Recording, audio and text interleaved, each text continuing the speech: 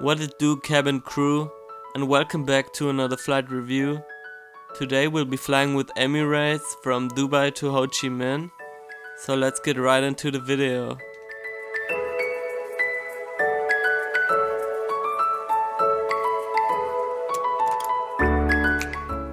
Our journey started early in the morning at the Holiday Inn Express Hotel nearby the airport, where we had a layover for the night, and we got up at 7 in the morning and left to the terminal at 7:45. The boarding was scheduled for 9:45, so we had about 2 hours. So we didn't have to worry about check-in because we already checked in our luggage the first stop, and this was just a layover. So first we had to go through an automated passport check, and after that the TSA security.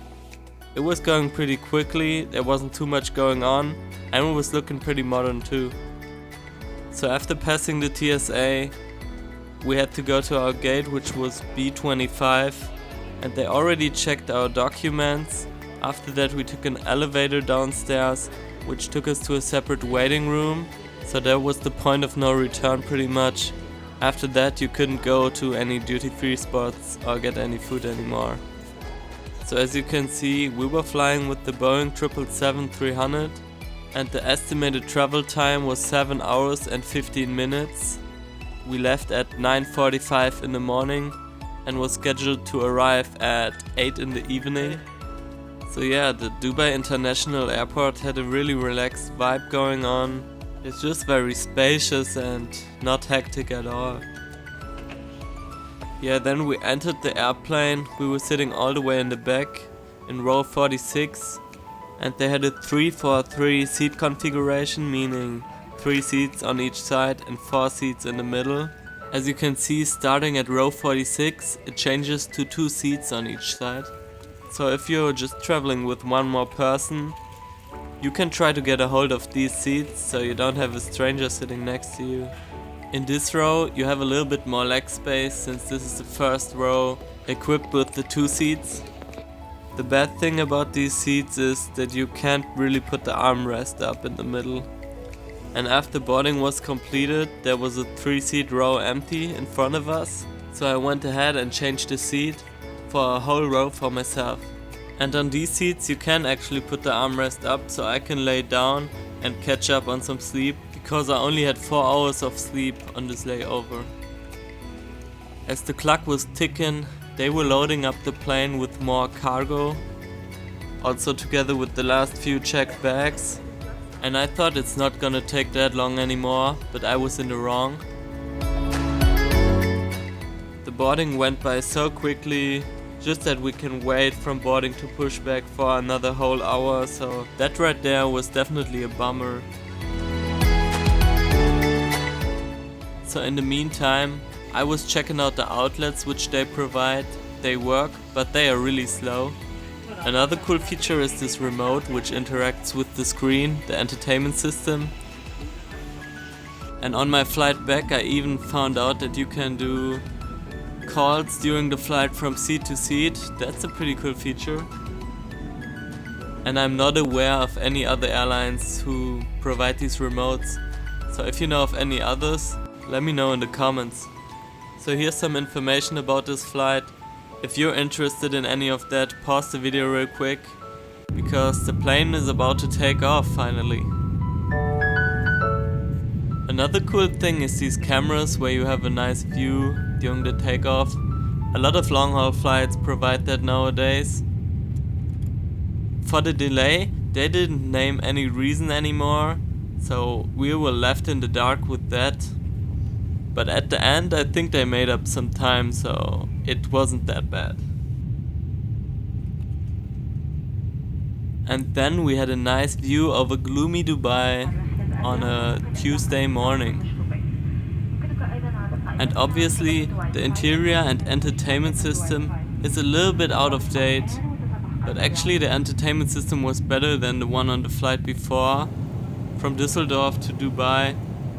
The movie selection was pretty good though, there were a lot of movies to choose from. And after flying for a little bit, they served us the first meal. We could either choose between beef with mashed potatoes and broccoli or fish with rice. As you can see, we went with the first option. On the side they served us some chickpeas as well as some cream puffs, I believe they're called. Also it came with a bun, butter and some cheese. I feel like they serve that on every long haul flight. And as you can see, I got the mandatory tomato juice as always. And this meal was definitely one of the better foods that I had on my airplane experiences.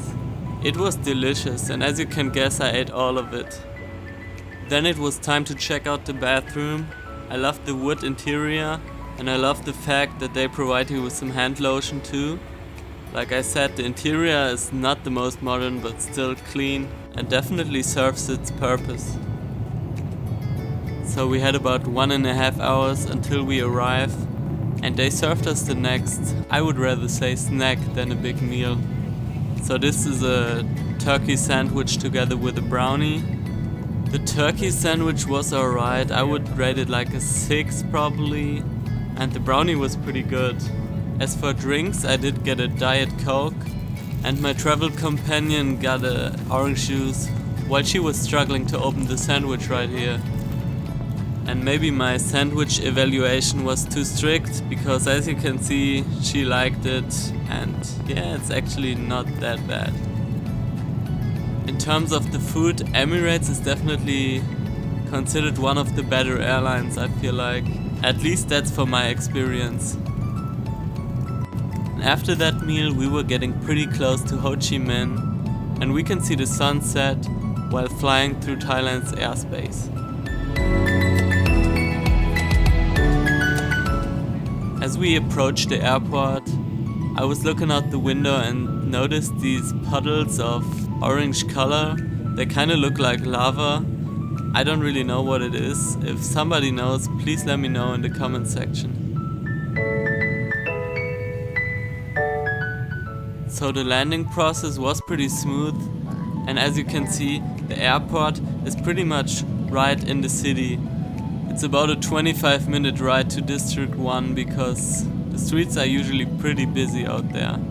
As far as public transportation, I believe they do have buses, but they don't have a train or subway system. If you're familiar with Uber, they have something similar and it's called Grab, and it's usually the cheapest option to get around. So after we touched down, it didn't take too long until we got to our gate. And we were quick to leave the plane too. So first we went through the immigration. They had a lot of employees there, which made the process pretty quickly. A note on the side, if you want to stay longer than 15 days in Vietnam, you need a visa. And the baggage claim after, it took us quite some time until we got our bag.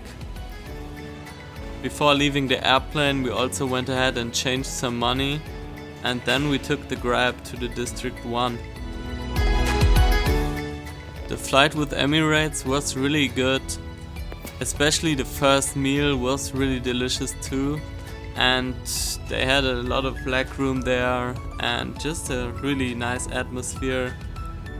The only negative thing I could think of was that my tray table on the flight back didn't work at all, but they were nice enough to let me change the seat, so that wasn't a big deal for me. It just showed me they really care about you on the flight actually.